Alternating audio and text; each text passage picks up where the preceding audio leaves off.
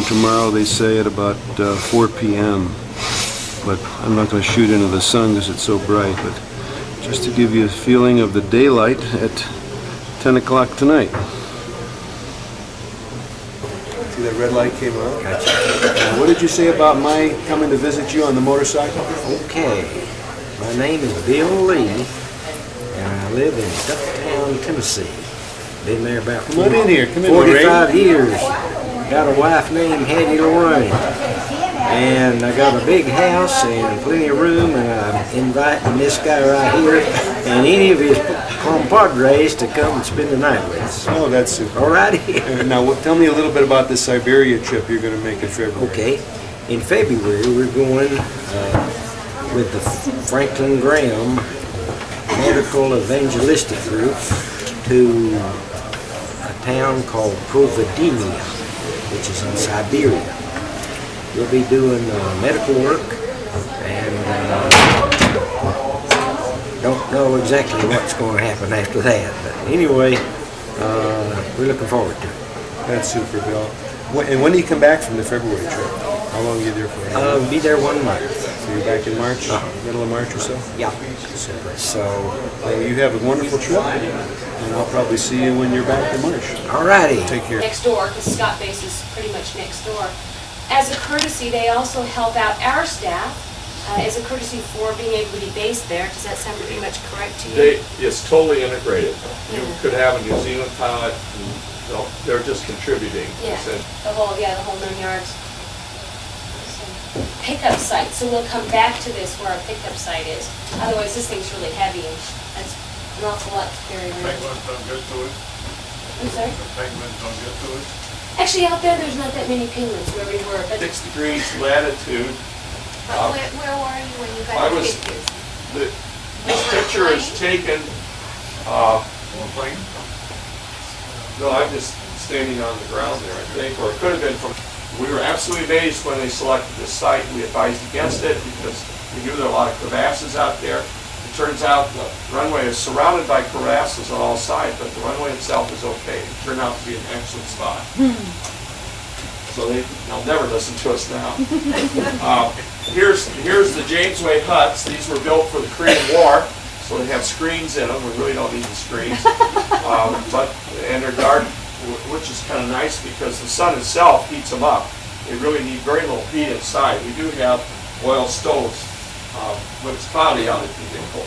And then here are some of our just mimicking McDonald's. And we had a lot of good times in these huts when we were not out working. And when this last season when I worked, we use ice axes. If the ice axe doesn't go through, even if there is a crevasse area, you're fairly safe. And usually you can see some hint of women and men working together. And we really eat wonderfully out there. We consume a tremendous amount of calories, and I still lose weight. When I'm out in the camp cooking myself or eating in a tent, when I work out there, I lose about a pound a day. So I've lost up to 20 on this. And then whenever a plane came in, which was maybe up to twice a week, if I thought a plane was coming in, I'd put it in the mail, the guard mail they call it, and they'd take it to McMurdo. There was a wonderful woman in the tent. And so that's what I used to keep track. But now I don't even bother with that because we have satellite. McMurdo, you can call directly. And our motor toboggans, skidoos. And we were going along pretty well. And all of a sudden, we went in a whiteout. We couldn't see a thing. And we don't know where crevasses are. They can be anywhere. And you can't see anything in a whiteout. And I keep forgetting, I should bring the other slide. I took a picture of this when it was white out, and all you'd see are the tents. They look like they're floating in the air. But suddenly, after about 24 hours, being a ham was a great advantage to me. I was one of the few people that could really work those radios well. And because they were the same radio that I had at home, the KWM2, the same radio. And now they have handheld radios. They set up a little transmitter up here, a repeater station, and anywhere we were with our little handheld radio, we could call in. if there was an emergency or we need, what's the weather going to be, we could call in because it would bounce off of this and go back to the main station. How'd you get it up there? With a helicopter took it up. And these are the different kinds of tents. Some people prefer these low tents. I don't. They have a floor in them and so on. And of course, I prefer the old pyramidal tents called Scott tents because they were the same as Scott used. And then we had a large tent there. We had about a dozen of us. So we set up a separate cook tent, and we actually set up a separate toilet tent.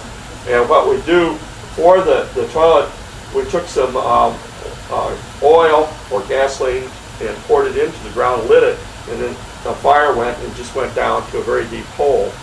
And then, of course, we covered over eventually when we're done. So it was fairly comfortable.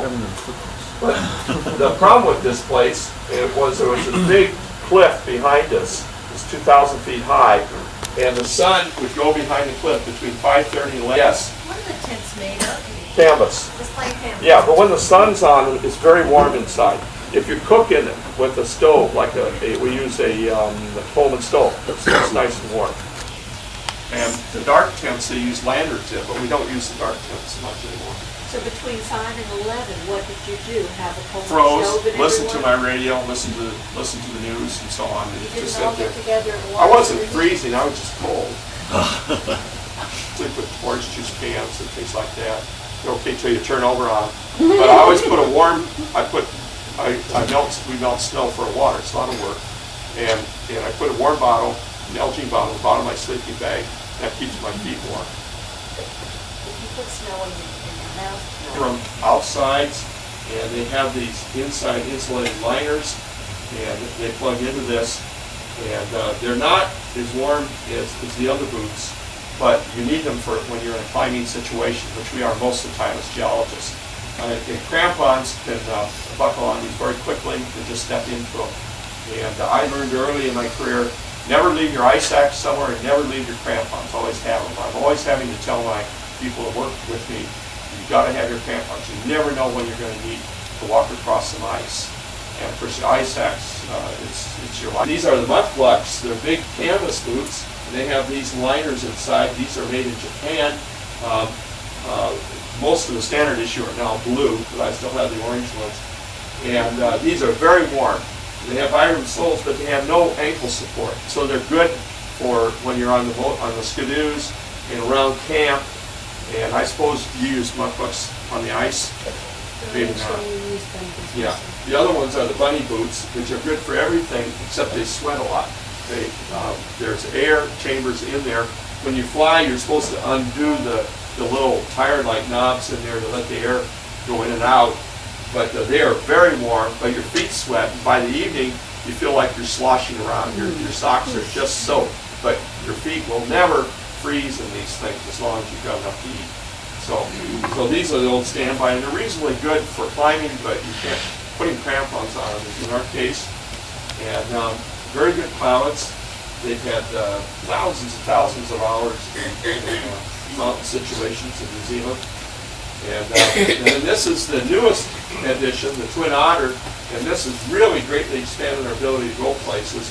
We can fly up to 300 miles away now in a Twin Otter, carry sled, motor toboggan people, and set up camps where we never could before without the help. And if one of us falls in a crevasse, which happens occasionally, they're there to get us out. Now when I say fall in, I mean, if you really, I've never had us fall in where we weren't roped up. Where you're roped up, it's a simple matter. As long as you're roped up, you're not going to die. And you don't just go out and fly. We delivered fuel to the South Pole, unloaded the fuel, and meanwhile I went out and got my picture taken. But that's what it looks like. There's not much there. It says altitude 9,186. Meters? Yes, no, feet. So it's almost 2 miles. And ice thickness here over 9,000 feet. But that's all. It's just damn cold there. Other than that, I can't say much about it. How did they know it's a South Pole? They can, They're actually- no, they it's every survey it year. every year. Huh? Survey it every year. They don't need to, because they know exactly